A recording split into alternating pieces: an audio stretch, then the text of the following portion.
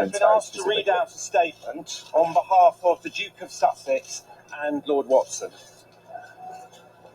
In a monumental victory today, News UK have admitted that The Sun, the flagship title for Rupert Murdoch's UK media empire, has indeed engaged in illegal practices. This represents a vindication for the hundreds of other claimants who were strong-armed into settling without being able to get to the truth of what was done to them. After endless resistance, denials, and legal battles by Newsgroup newspapers, including spending more than £1 billion in payouts and in legal costs, as well as paying off those in the know in order to prevent the full picture from coming out, News UK is finally held to account for its illegal actions and its blatant disregard for the law. It has also specifically admitted wrongdoing against Tom Watson and admitted unlawful acts by The Sun, as well as by the News of the World against Prince Harry.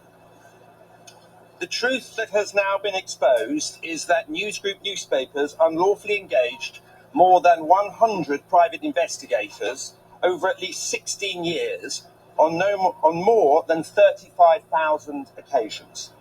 This happened as much at The Sun as it did at the News of the World, with the knowledge of all the editors and executives going to the very top of the company. What's even worse is that in the wake of the 2006 arrest of a royal correspondent, there was an extensive conspiracy to cover up what had really been going on and who knew about it. Senior executives deliberately obstructed justice by deleting over 30 million emails, destroying backup tapes, and making false denials, all in the face of an ongoing police investigation. They then repeatedly lied under oath to cover their tracks, both in court and at the Leveson public inquiry.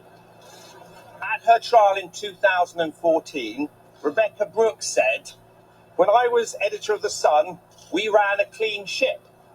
Now, 10 years later, when she is CEO of the company, they now admit when she was editor of The Sun, they ran a criminal enterprise. Far from being relics of a distant past, many of those behind these unlawful practices remain firmly entrenched in senior positions today, both within News UK and other media outlets across the world, wielding editorial power and perpetuating the toxic culture in which they continue to thrive. It's perhaps no surprise that all of their senior executives and editors refused to turn up to court to give evidence. The failure of each of these key individuals to come and answer questions under oath spoke volumes in itself, but their collective silence is deafening. Today's result has been achieved only through the sheer resilience of Prince Harry and Tom Watson, whose willingness to take Newsgroup newspapers to trial has led directly to this historic admission of unlawfulness at The Sun. It has only been by taking Newsgroup not just to the steps of court, but inside the courtroom itself, that these claimants have finally managed to extract this historic admission of guilt. As a direct result of him taking a stand, Prince Harry and his immediate family have also had to repeatedly withstand aggressive and vengeful coverage since starting his claim over 5 years ago. This has created serious concerns for the security of him and his family. The rule of law must now run its full course.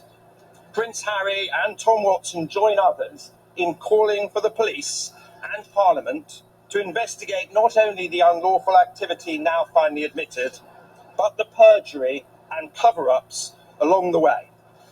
It is clear now that this has occurred throughout this process, including through sworn evidence in inquiries and court hearings, in testimony to Parliament, and until today's final collapse of Newsgroup's defence. Today, the lies are laid bare. Today, the cover-ups are exposed, and today proves that no one stands above the law. The time for accountability has arrived. Thank you very much.